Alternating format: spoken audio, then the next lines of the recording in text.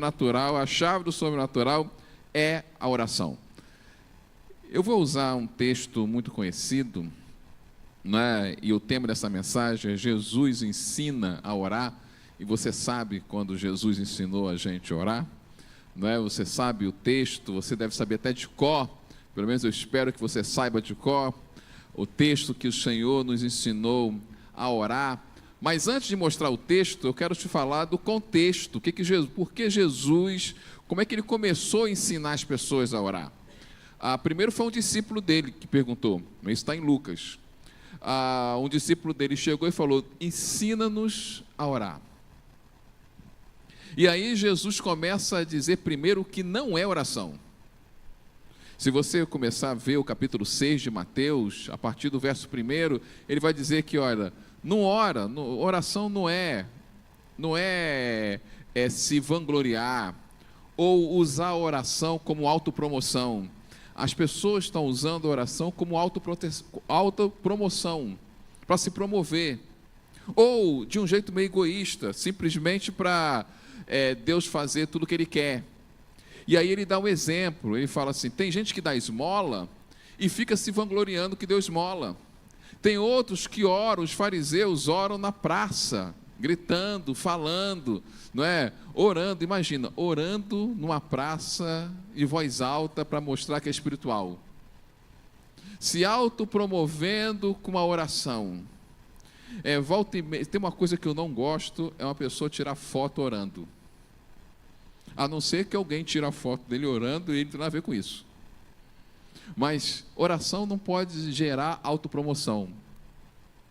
Eu não preciso de me promover e dizer que eu vou orar. Isso é tão importante que o próprio Jesus vai dizendo, quando você vai orar, é melhor você ir para o seu quarto, ficar quietinho lá.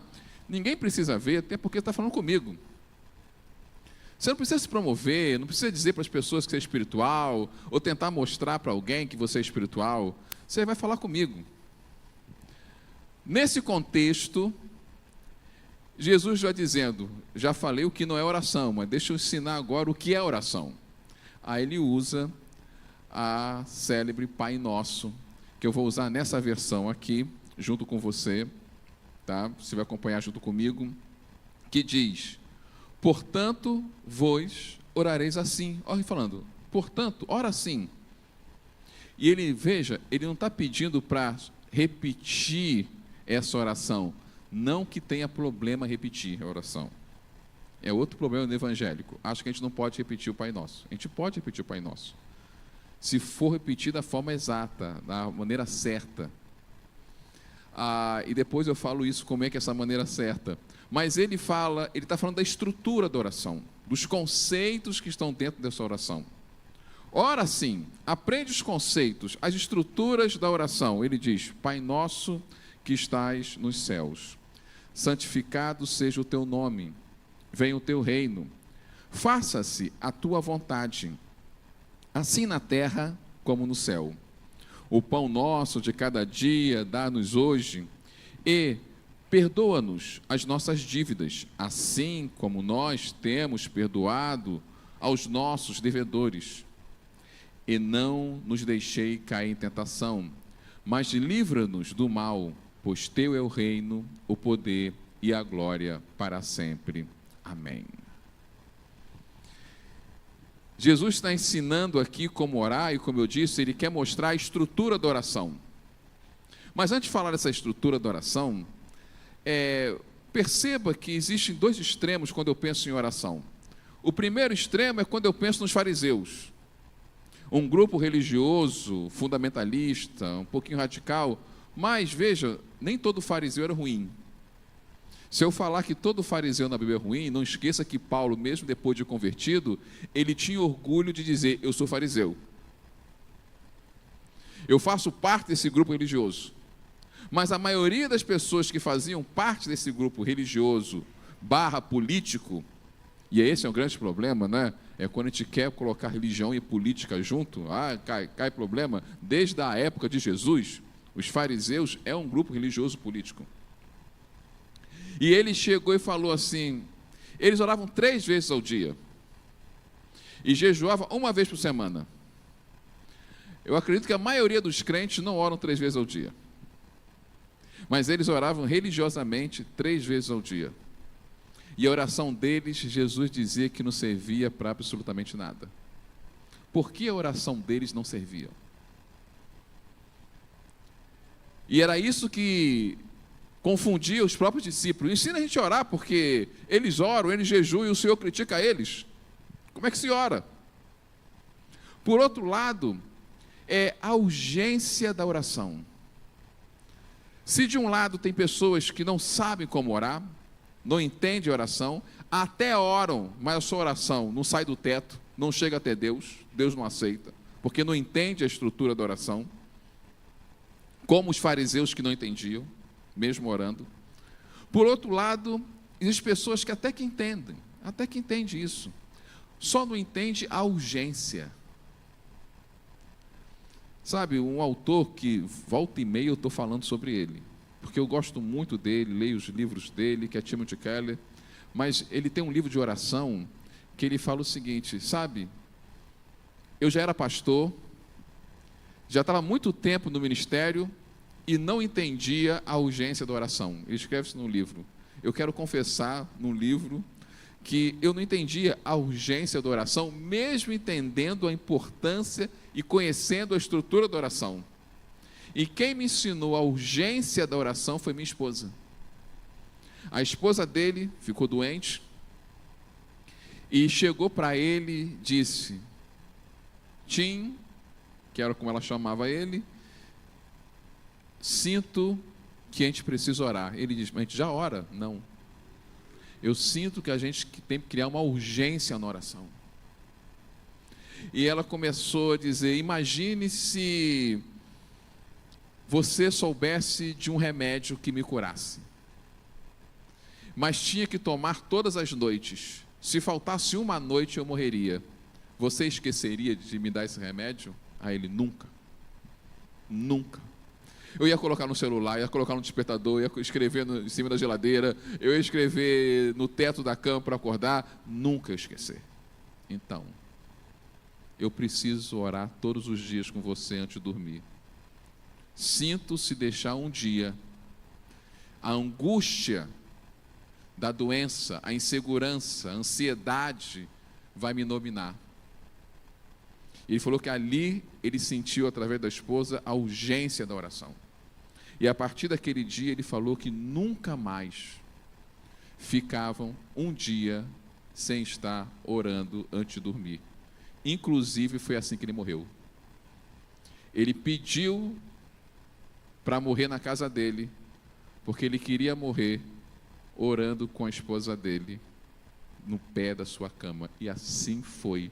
Deus ouviu a oração dele, ele morreu orando com a esposa na cama. Deus honrou até esse tipo de oração.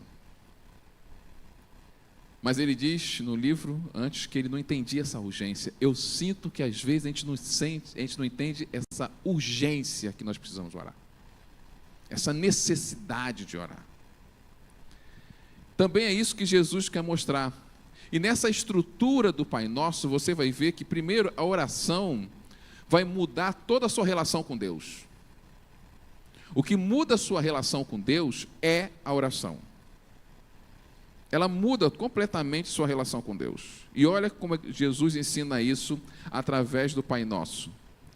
Existem 3 aspectos que quando você começa a orar de verdade, quando você entende a oração, a estrutura da oração, você vai entender que a oração vai mudar sua relação com Deus. Primeiro, vai entender que tem que ser uma relação de intimidade. Por isso que você chama Deus de Pai. Jesus está falando, agora vocês vão orar chamando Deus de Pai, porque a oração vai ter que ser uma relação de intimidade. E intimidade transforma pessoas. Toda relação de intimidade transforma pessoas. Eu quero que você lembre-se disso. Repita comigo, mas na sua mente. Não precisa repetir comigo em voz alta, não. Repita comigo na sua mente. Toda relação de intimidade muda pessoas. Se você começar a andar com um monte de gente viciado, você vai acabar viciado. Porque toda relação de intimidade muda pessoas. Se você começar a andar com pessoas que falam palavrão, quando você vê, está falando palavrão. Porque toda relação de intimidade muda pessoas. Se você começar a andar com pessoas, se o seu filho começar a andar com gente que estuda, gosta de estudar, prioriza o estudo, vai chegar uma hora que o seu filho está estudando também, mesmo sem gostar. Porque toda relação de intimidade muda pessoas. Deixa eu te contar uma história. Na época dele, o homem mais rico da sua época, Rockefeller, era um argentino que foi morar nos Estados Unidos, foi trabalhar nos Estados Unidos. E quando ele chegou nos Estados Unidos, não tinha dinheiro para praticamente nada. Mas ele chegou e botou algo na cabeça dele: eu quero ser rico. Eu quero ser rico. E aí o amigo dele falando: meu amigo, você não tem pra onde cair morto, como é que você vai ser rico? Não sei. Como é que você é rico? Não sei. Não tenho a mínima ideia de como vai ser rico. Eu não sei como ser rico, mas eu sei que eu quero ser rico. O amigo dele dizia: eu também quero, todo mundo quer ser rico, mas entre querer e ser, não dá. E o que eu faço? Ele tinha um pouquinho de dinheiro. O que você vai fazer com o seu dinheiro? Eu vou comprar um smoker com o meu dinheiro. O pouco dinheiro que eu tenho, vou comprar um smoker. Ele comprou um smoker. Aquela roupa que parece um pinguim. Sabe para que ele comprou um smoker? Para entrar de penetra nas festas, nos jantares do rico. Ele entrava no restaurante, não comia nada, só pegava uma água. E ele começou do nada a fazer amizade com gente rica.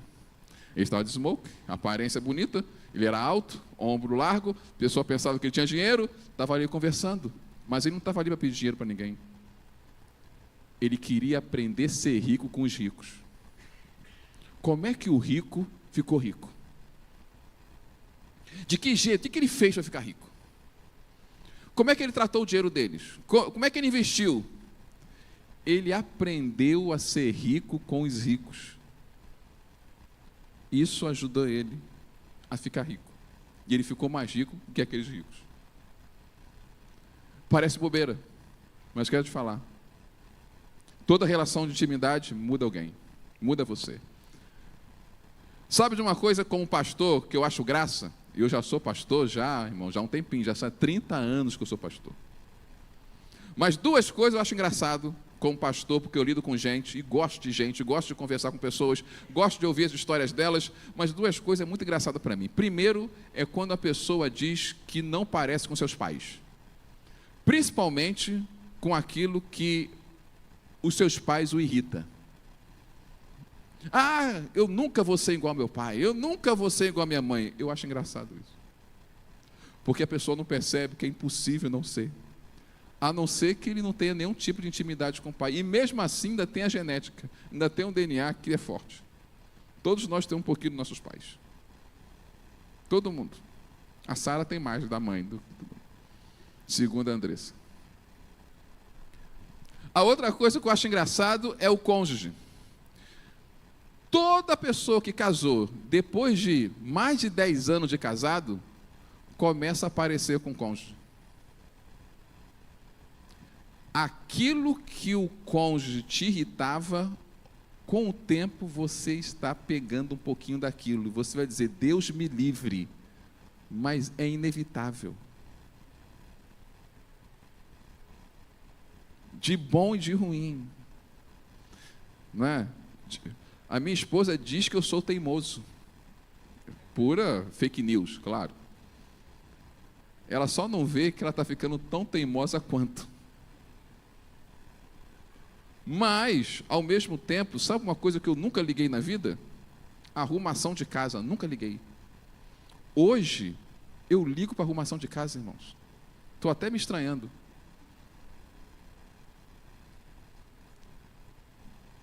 Veja, mas sabe o que é? Toda relação de intimidade muda pessoas. Jesus diz que a oração vai virar uma relação de intimidade, e é essa relação de intimidade que vai transformar você. Por isso começa a chamar Deus de Pai, mas a intimidade não pode ser confundida com desrespeito. Por isso ele diz na própria oração do Pai Nosso: olha, santificado seja o vosso nome. Olha, não é porque você chama ele de pai, não é porque você tem uma relação de intimidade, que você vai te respeitar e não vai temer a Deus, porque santo, santo é o Senhor, santificado é o Senhor. Mas entenda que a primeira coisa que a oração vai fazer, vai gerar em você uma relação de intimidade. Essa oração precisa gerar uma relação de intimidade com Deus. Você crê nisso? Agora, reflita um pouco, a sua oração tem gerado intimidade? Ou sua oração é discurso? Ou sua oração é só frases prontas? Você conversa com alguém como você ora? Se é uma relação de intimidade, eu quero falar, você conversa com alguém como você ora?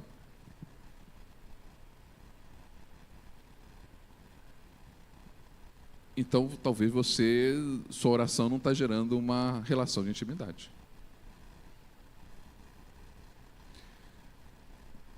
A outra estrutura da oração é que a oração tem que gerar presença. Presença de Deus. Olha que diz, venha o teu reino. Venha o teu reino. Venha o teu reino. É para você subir ou para ele descer? Venha o teu reino. É você que tem que ir para o céu? Espero que não, né? Espero que não. Espero que hoje você não suba. A não ser que Cristo volte. Aí a gente sobe. Mas espero que hoje você não suba. Espero que hoje, domingo que vem, você esteja aqui vivinho da Silva. Mas a oração, Jesus está ensinando, venha o teu reino. A presença de Deus tem que descer até nós.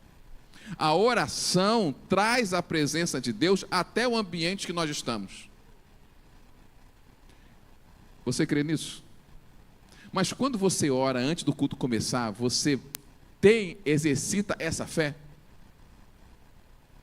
Quando a gente ora dizendo, Senhor, vamos começar o culto, ou nos 5 minutos antes do culto começar a gente ora, será que a gente ora com essa fé? Venha o teu reino, desça, Senhor, que a tua presença desça nesse lugar, que o Senhor possa ser palpável para cada um de nós aqui, que a tua presença possa ser tão grandiosa que qualquer pessoa, até o ateu que entrar nessa igreja, vai sentir que tem algo diferente nesse ambiente, porque o Senhor está aqui.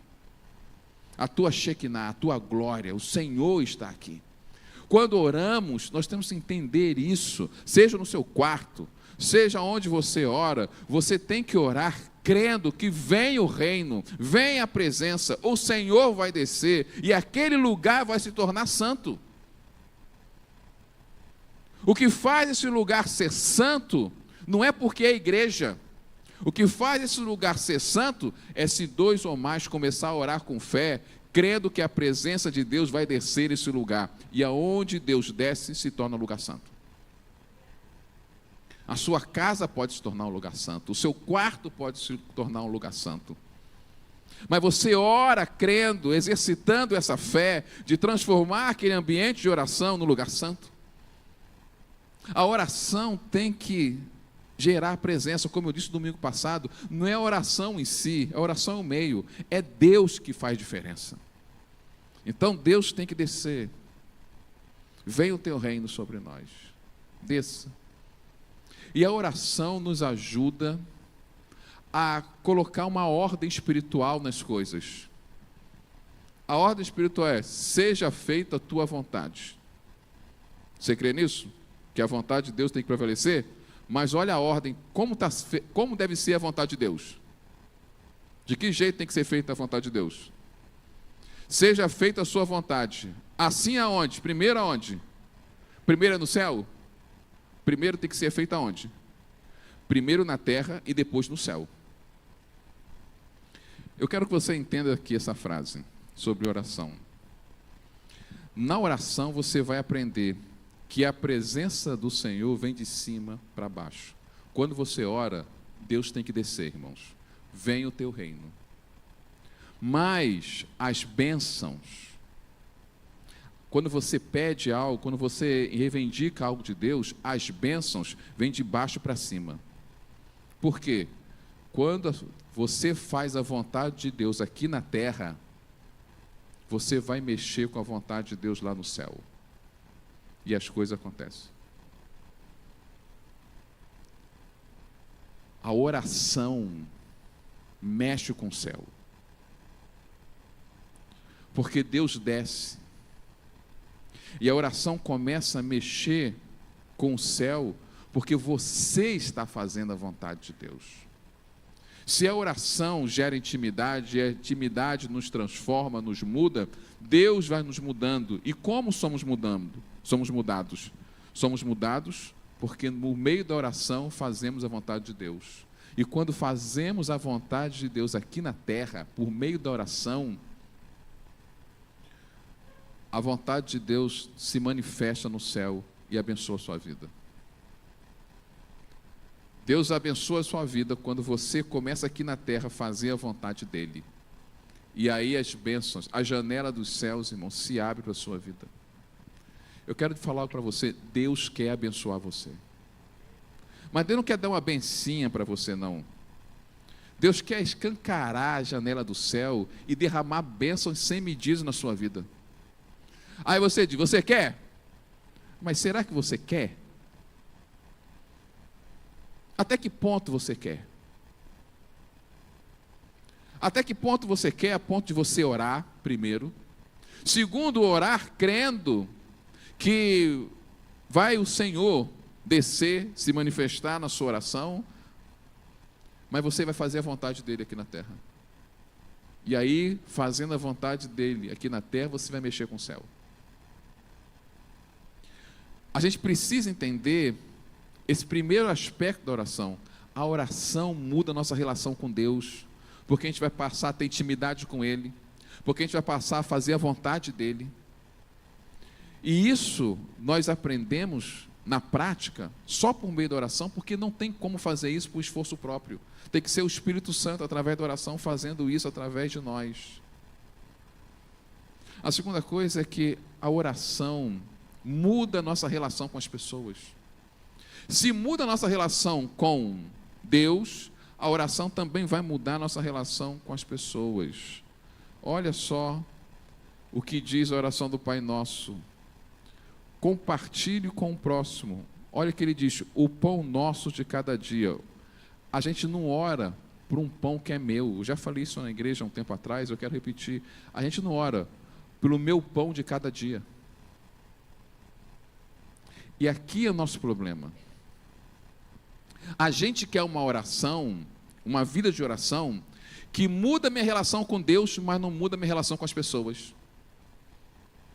Eu não quero mudar o que eu sou com as pessoas. Você só é transformado, irmão. Deus quer te transformar para você mudar o seu jeito com o outro. Deixa eu repetir isso para você. Sabe por que Deus quer te transformar? Para você mudar a sua relação com o próximo. Você agrada a Deus quando você muda a sua relação com o próximo. Só que a gente quer agradar a Deus sem mudar a nossa relação com o próximo. Isso não é oração. Isso é autopromoção. Isso é o que os fariseus faziam. Os fariseus oravam. Eles oravam 3 vezes ao dia. Por quê? Porque eles queriam uma oração que desse ibope para eles diante de Deus, mas não uma oração que mudasse a relação dele para com os próximos. Por isso eles oravam, mas tinham ódio de samaritano. Por isso eles oravam, mas quis matar Jesus. Por isso eles oravam e queriam matar os romanos. Por isso eles oravam e ainda eram cruéis. Que para eles a oração é para autopromoção, é para se vangloriar diante de Deus, para fazer ibope para Deus, para falar, Deus, olha aqui como eu sou santo. Não. A oração verdadeira muda minha relação com as pessoas. Quais são as 2 coisas mais difíceis para Deus transformar o nosso coração? Para transformar o nosso coração egoísta em um coração generoso. Algo mais difícil para nós é ser generoso. E aqui ele bota 2 aspectos de generosidade. Quando você ora, Quando você ora agradecendo a Deus pela sua comida, quando você ora pelo sustento do Senhor na sua vida, caso você ore por isso, você ora para Deus te abençoar, talvez você até ora, Senhor, que não falte comida na minha casa, me abençoa naquilo. Aí vem Jesus e fala o seguinte: ore não pedindo pelo seu pão. Isso é uma oração egoísta. Não peça pelo seu pão, não peça pelo seu sustento. Peça para eu te dar além do que você precisa para o seu sustento, para você compartilhar com o reino, para compartilhar com as pessoas necessitadas, para investir no reino de Deus. Eu vou te dar além do que você precisa, porque o pão não pode ser seu, o pão tem que ser nosso. O pessoal não entende. Olha, nós somos tão egoístas, que quando boa parte das igrejas evangélicas ensina sobre dízimo, ensina dizendo, dê o dízimo para você prosperar, para você ficar rico. Não. Dê o dízimo para sobrar o suficiente para você compartilhar o que você tem. Para você abençoar o próximo, para você abençoar o reino de Deus. Deus quer te dar, não a medida, Deus quer te dar além do que você precisa para você compartilhar, para o pão não ser seu, para o pão ser nosso. O pão é nosso. Meu dinheiro está aqui. O seu dinheiro, tomara que tenha aqui também. O meu dinheiro está nas suas cadeiras, meu dinheiro está aqui, meu dinheiro está na igreja de Jacaraípe, mas meu dinheiro também está no mundo todo, corredor missionário, porque o dinheiro não é meu, o dinheiro é nosso. E Deus tem que me dar mais, para eu compartilhar mais. Mas a gente pensa nisso? Eu quero mais para ter mais. Eu quero mais para ter mais, eu quero mais para ter mais, eu quero mais para ter mais. Eu quero mais para ter mais. Eu quero mais para mim. Para me autopromover, de novo, igual o fariseu, me autopromover. Olha o meu carro, olha o meu avião, olha a minha casa, olha aquilo. Deus não tem nada contra você ter as melhores coisas dessa terra. Mas Ele quer te dar as melhores coisas dessa terra e ainda sobrar para você dar para o próximo e para o reino. Porque o pão não pode ser só seu.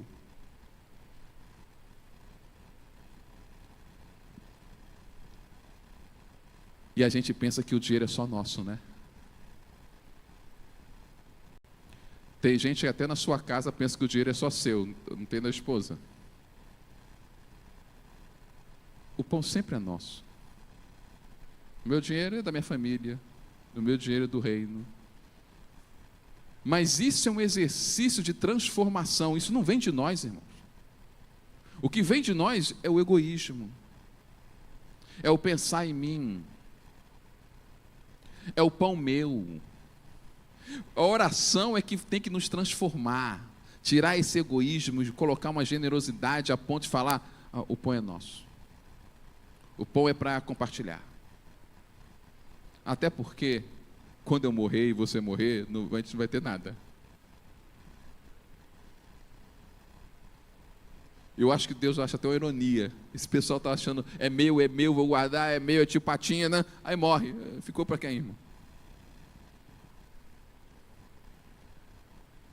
A oração nos transforma, gera essa generosidade em nós. Qual é a segunda coisa mais difícil para nós? Perdoar. Perdoar é extremamente difícil. Eu acho que perdoar não é difícil, é impossível. Eu acho que o verdadeiro perdão é impossível para o ser humano. Você tratar normal alguém que te prejudicou, alguém que fez algo ruim para você, aceitar o prejuízo, aceitar a injustiça, isso não é humano. Não é. Quando você está vendo um filme de ação, você torce para o mocinho matar todo mundo, rapaz. Quando você vê, você não está torcendo para o mocinho do filme, tudo bem, você fez isso, mas tá legal. Você matou meu pai e minha mãe, tá tudo bem. Não, você torce para ele se vingar. Quantos filmes de ação é um cara que perdeu a esposa, perdeu o marido, perdeu não sei quem, aí ele vai a jornada da vingança, matando um por um, e você se delicia com a matança, mata mesmo, vai lá, acaba com ele sem vergonha.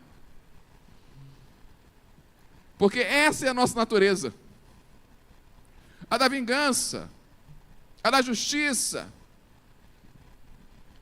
Quando você vê aí, quando acontece que pega um bandido aí, e deram um pau no bandido, o que você pensa? Merecido, safado, tinha que bater mesmo, porque esse é nosso instinto. Não mata, mas bate. É o nosso instinto. É o nosso instinto humano de justiça. Aí vem Jesus e diz: perdoa, perdoa, perdoa, perdoa. Mas eu não consigo esquecer. Não, eu quero que você lembre sempre. Quem disse que eu quero que você esqueça? Eu quero que você perdoe. Não pedi para esquecer, não estou dando amnésia, eu estou pedindo para você perdoar. Ah, mas eu não consigo. Quem disse que eu estou perguntando se você consegue? Quem faz sou eu, não é você. Por isso você está orando. Ah, mas eu não quero. Opa, esqueceu o início da oração? Seja feita a minha vontade, assim na terra como no céu. Não é assim que é a oração? Quem diz que eu estou preocupado se você quer ou não quer perdoar? Eu estou dizendo que você tem que fazer a minha vontade. Ah, mas eu não sinto. Tem que sentir nada, você tem que obedecer, meu amigo. Ninguém acorda um dia com vontade de perdoar alguém. Você acorda um dia com vontade de matar alguém. De matar alguém, você é capaz de acordar. Você pode ter um sonho que o seu marido te traiu. Você já acorda que não dá um tapa nele. Você dá um tapa no seu marido de precaução. Vai que Deus falou. Então eu estou te batendo antes para você entender o babado. Mas acordar querendo perdoar, hoje eu acordei pensando em perdoar, você não vai fazer isso nunca. Mas a oração transforma a gente, para a gente perdoar, porque Jesus faz uma ameaça na oração. É a única ameaça que tem na oração. Jesus fala: olha, perdoa, assim como eu perdoei você. Se você não perdoar, eu não te perdoo, meu amigo. E se eu não te perdoar os seus pecados, dançou, neném. Vai dançar o forró do capeta. Não tem jeito, meu amigo. Forrozinho do capeta para você. Entendeu? Deve ser um forró meio country, porque tudo quente lá. Ai, ai, ai, ai, ai. Mas vai fazer isso, meu amigo. Por quê? Porque se você não perdoar, eu não te perdoo. Essa é a relação. Veja, a oração nos transforma. Ele quer moldar a gente nesses dois aspectos que é dificílimo. O aspecto da generosidade e o aspecto do perdão não é natural da gente. Não é natural nosso. A oração é a presença de Deus. Essa presença de Deus faz a gente enxergar que o pão e o perdão são os meios da generosidade. Tudo é generosidade. Generosidade não é só dinheiro. Generosidade é perdoar quem não merece ser perdoado. Aí você talvez fala com uma pessoa que, mão fechada, avarenta. Aí ele é avarento, é verdade, porque ele não é generoso. Mas quem não perdoa também é avarento. Os dois são avarentos. Porque a generosidade está em compartilhar. Compartilhar o que tem e compartilhar o perdão. Porque o Senhor também já te perdoou. A oração nos transforma, o que nos faz ser generosos o bastante para dizer que o pão é nosso e todos merecem o meu perdão. Merece, porque eu estou obedecendo a Deus. Eu não estou perdoando por ele, estou perdoando por causa de Deus. Por último, a oração muda a minha relação comigo mesmo. Como é que a oração muda a minha relação comigo mesmo? Muda com relação com Deus, muda a minha relação com as pessoas, muda a minha relação comigo mesmo. Jesus fala: não deixeis cair em tentação, mas livra-nos do mal. A oração muda os nossos conceitos, nossas prioridades.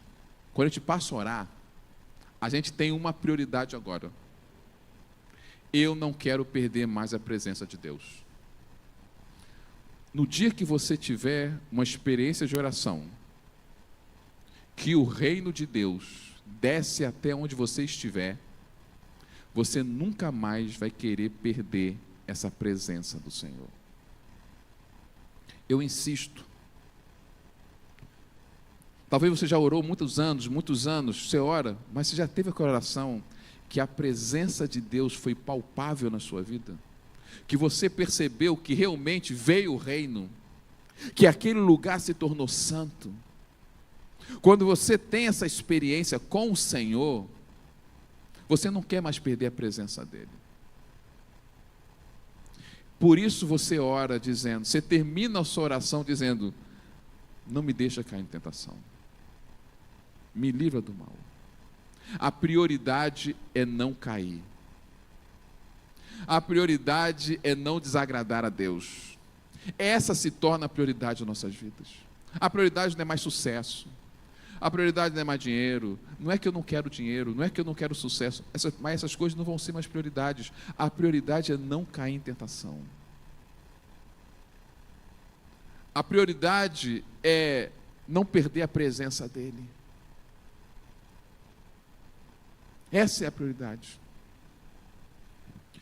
Se o sucesso está me fazendo ficar uma pessoa orgulhosa, esquecendo de Deus, me tira o sucesso, porque minha prioridade é não cair em tentação.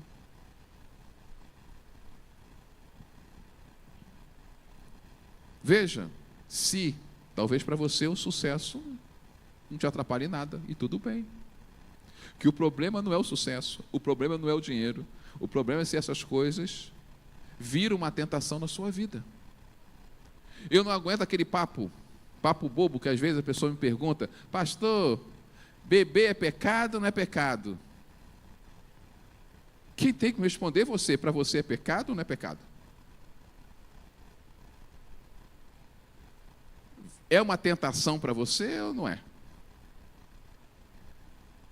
Eu sei sobre mim. Vou falar de mim. Que eu já falei algumas vezes aqui. O meu pai foi alcoólatra. E filho de peixe, peixinho é. Meu pai foi alcoólatra. Meu avô foi alcoólatra. Meu bisavô foi alcoólatra. Se riscar um fogo no meu sangue, pega fogo, irmão. Eu só conheço até meu bisavô. Meu tataravô, não tenho história dele, nem sei quem foi. Mas até o meu bisavô, eu conheci as histórias.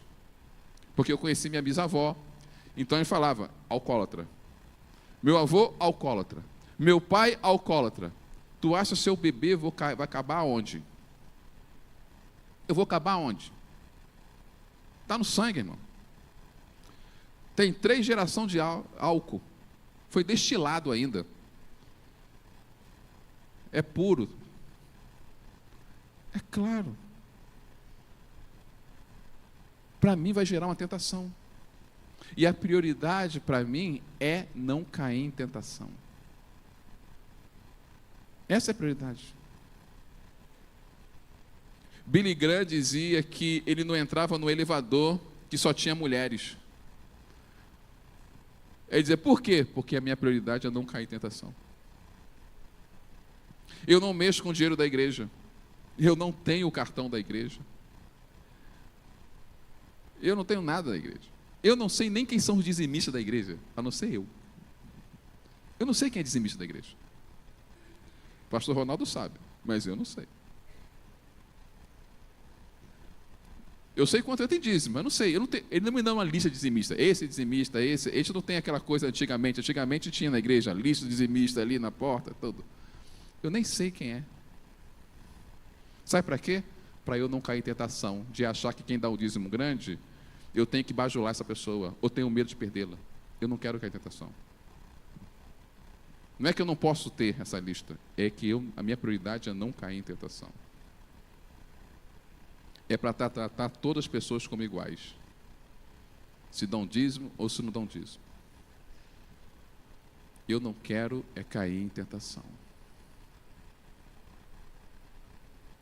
Eu estava num evento de Campo Grande, tinha as irmãs da nossa igreja, eu estava com um carro e falou, leva uma irmã. Eu falei assim, eu não levo não. Levo não. Por quê? Porque minha prioridade é não cair em tentação. Quando você ora, você muda a sua relação consigo mesmo, porque a sua prioridade agora é não cair em tentação. A sua prioridade é pedir a Deus para te livrar do mal e não cair em tentação, irmão. Muda as suas prioridades. Deus muda, você muda a sua relação consigo mesmo. Porque você não quer perder a presença. A coisa mais preciosa na sua vida é a presença de Deus. Você entende que a presença de Deus é a coisa mais preciosa da sua vida. Aí vem Jesus e fala, é isso que é oração. Oração é para transformar você, é para mudar sua relação com Deus, com as pessoas e consigo mesmo. Se oração não for para transformar a sua vida, você está orando para quê? E essa é a minha pergunta. Primeiro eu quero que você experimente a presença de Deus para nunca mais querer perdê-la. Para nunca mais querer perdê-la, a presença de Deus. Porque eu quero que você responda isso. Por que você ora? Você ora para quê? Porque a oração tem que servir para você ser transformado. Para mudar seus parâmetros com Deus, com as pessoas e consigo mesmo. Mas a maioria de nós só oramos para Deus como se fosse o gênio da lâmpada, que Ele tem que fazer todos os nossos pedidos. Apenas para Deus tirar a gente de situações difíceis, para nos curar quando a gente está doente.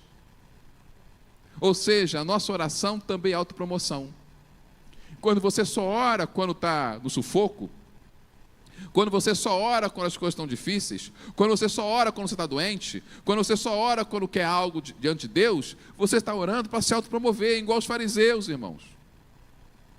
Não é muito diferente esse tipo de oração com a oração de quem fica nas praças querendo se mostrar santo. Porque ainda também é oração de autopromoção. E aí vem Jesus ensinando que orar. Oração é deixar Deus transformar você. Com a sua relação com Deus, com a sua relação com as pessoas e com a sua relação consigo mesmo. Quando você ora, você tem que entender esses três aspectos. Se eu oro, Deus vai mudar minha relação com as pessoas. Eu vou aprender em Deus ser mais generoso, a tratar melhor as pessoas, ser mais educado, principalmente com as pessoas próximas, ter mais paciência, ter o fruto do Espírito, mansidão, longanimidade, domínio próprio. Eu oro para ter o fruto do Espírito, porque ali se manifesta a presença de Deus, é para isso que eu oro.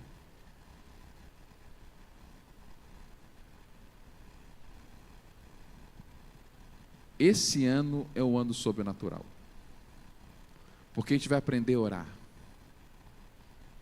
Uma oração que nos transforma, não que nos autopromove, mas que nos transforma.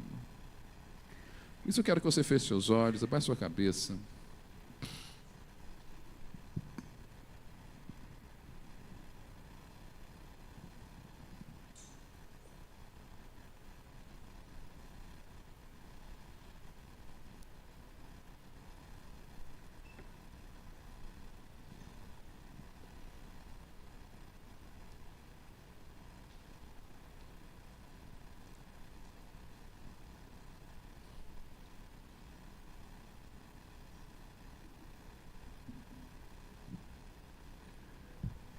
quero dizer algo para você. Deus quer abrir a janela dos céus e te abençoar de forma extraordinária. Deus quer te abençoar de forma sobrenatural. Deus não quer te dar uma bênção, meia bênção. Não, não. Deus quer escancarar. Quer escancarar de bênçãos na sua vida, irmãos. A questão é que Ele quer te dar muitas bênçãos, escancarar os céus para você. Ele só quer saber se ao fazer isso, você vai saber compartilhar suas bênçãos. Você vai saber compartilhar suas bênçãos?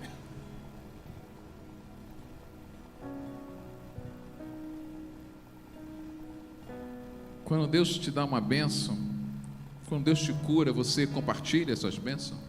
Você testifica, testemunha da sua cura para as pessoas? Compartilhar, ó, o Senhor fez isso comigo. Porque Deus não abençoou só a mim. Deus quer que eu compartilhe, porque alguém vai ser abençoado com a minha cura.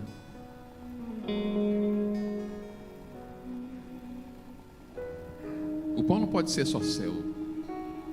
E às vezes Deus trava, fecha a janela, porque Ele olha, Ele quer só para Ele.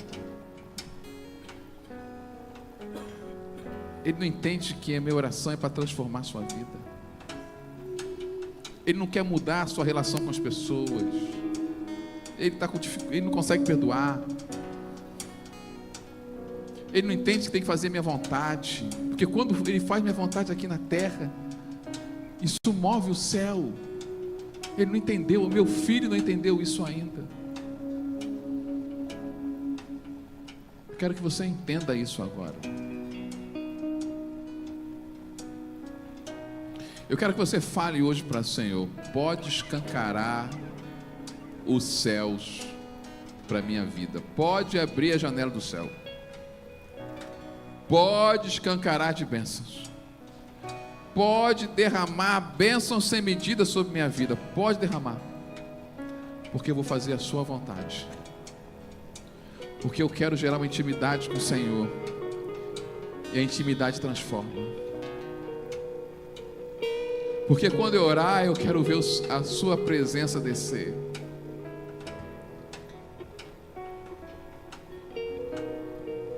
Porque a coisa mais importante da minha vida, a prioridade da minha vida vai ser não perder a sua presença. Eu quero não cair em tentação. Eu quero saber se você quer realmente que Deus escancare a sua vida de bênçãos. Se você quer, levante sua mão. Eu quero. Fala assim: Deus, pode escancarar a minha vida de bênçãos. Pode escancarar a minha vida de bênçãos. Pode derramar, pode abrir a janela do céu, Senhor. Pode abrir a janela do céu. Se você quer falar com Deus, pode abrir a janela do céu. Eu quero te convidar a sair daqui e vir aqui no altar, mas vir no altar de forma diferente. A gente vai clamar para que esse lugar se torne um lugar santo. Que a presença de Deus desça aqui, ó, desça, se derrame aqui, ó. Você que quer ter essa vida, você fala: Senhor, pode escancarar as bênçãos do céu na minha vida. Sai do seu lugar, vem aqui no altar. Quero convidar todos a ficarem de pé enquanto nós estamos louvando ao Senhor. Você tem tempo para vir aqui. Nós vamos levantar um clamor, nós vamos orar e vamos transformar esse lugar, esse altar, em lugar santo, para que a presença de Deus se derrame nesse lugar.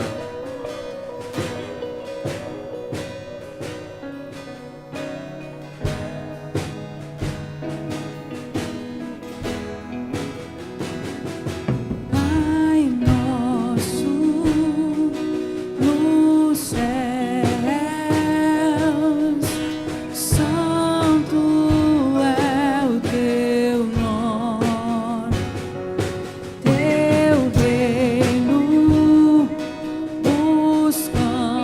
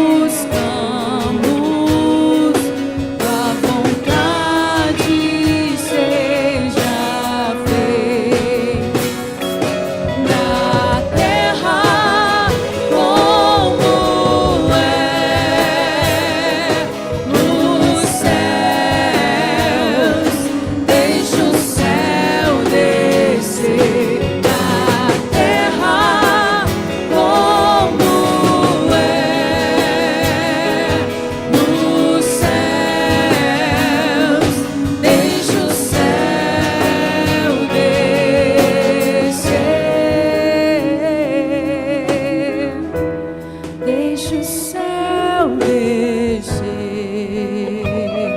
Aleluia. Conecte a sua fé com a minha fé agora. Eu quero que você creia que a oração faz o céu descer.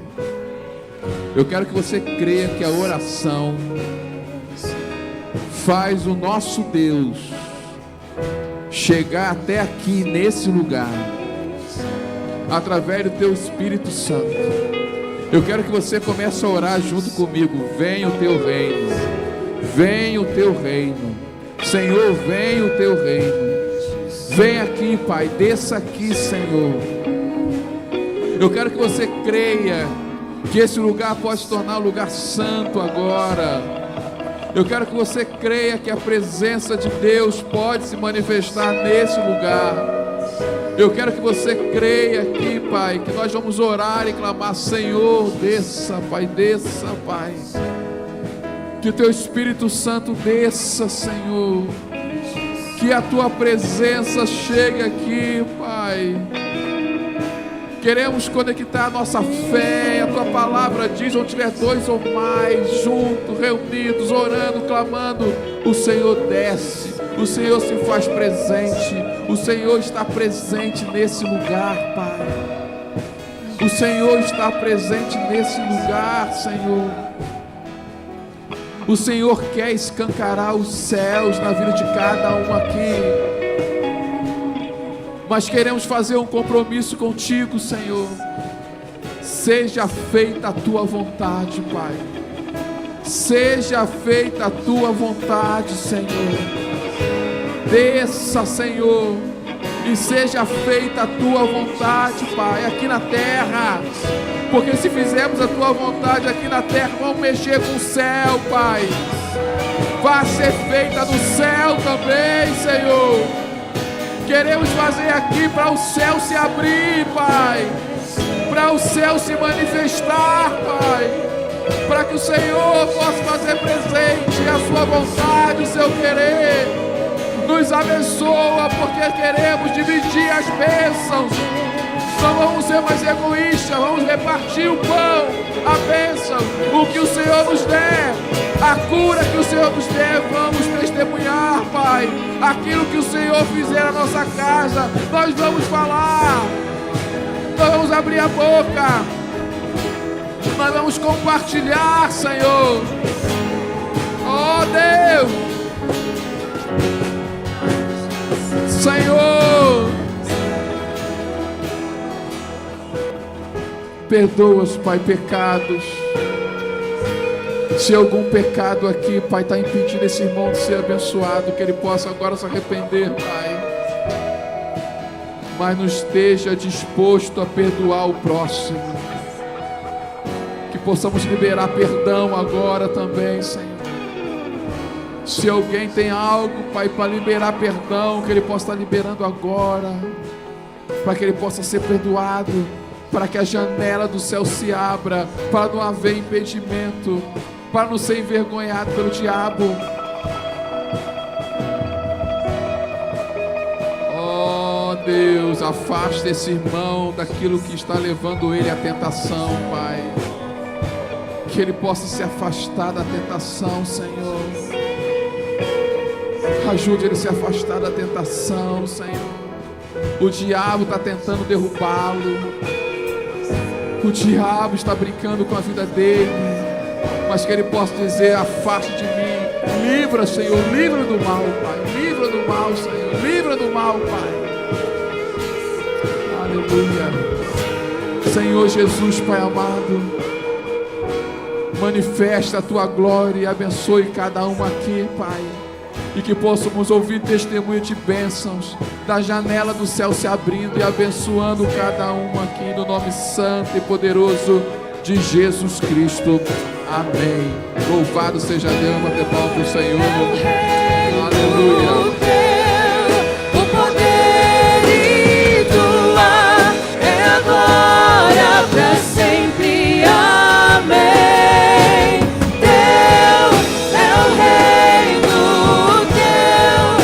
Poder e tua é agora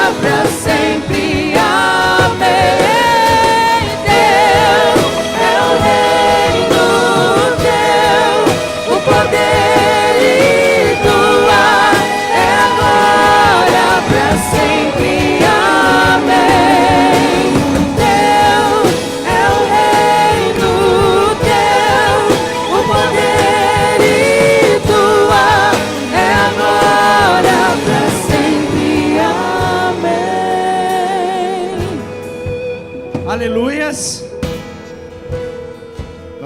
Nós adoramos aquele que é único, digno de toda a honra, toda a glória e todo louvor. Mas para você viver o que o pastor pregou hoje aqui, você tem que sair daqui com a fé do sobrenatural. Então, antes de sair desse culto, diga: eu já recebi o que eu fui buscar lá na frente. Profetiza sobre você mesmo. Profetiza sobre a sua casa, sobre a sua vida, sobre os seus familiares, e veja Deus operar o milagre. Você crê? Pai, nós te agradecemos por essa noite maravilhosa. Te agradecemos pela mensagem ministrada aos nossos corações, aos louvores entoados, engrandecendo o seu nome. E te pedimos, ó Pai, que leve-nos em paz para os nossos lares. Guarda a nossa semana, que possamos, Senhor, viver o sobrenatural de Deus nas nossas vidas, seja nas áreas financeiras, nos relacionamentos, Senhor, seja, Senhor, na nossa saúde, Senhor. Tu és o Senhor do sobrenatural, e nós cremos no milagre que vai acontecer dia após dia nas nossas vidas. Por isso, Senhor, nós te daremos toda a honra, toda a glória e todo o louvor, porque Tu és digno de toda a honra, toda a glória e louvor. Guarda os nossos corações, guarda a nossa entrada e a nossa saída, em nome de Jesus. Que o grande amor de Deus Pai, a graça do nosso Senhor e Salvador Jesus Cristo e a comunhão do bondoso Espírito Santo esteja com todos. E o povo de Deus que vai morar no céu diz: agora eu quero que você dê uma salva de palmas para Jesus, porque Ele merece.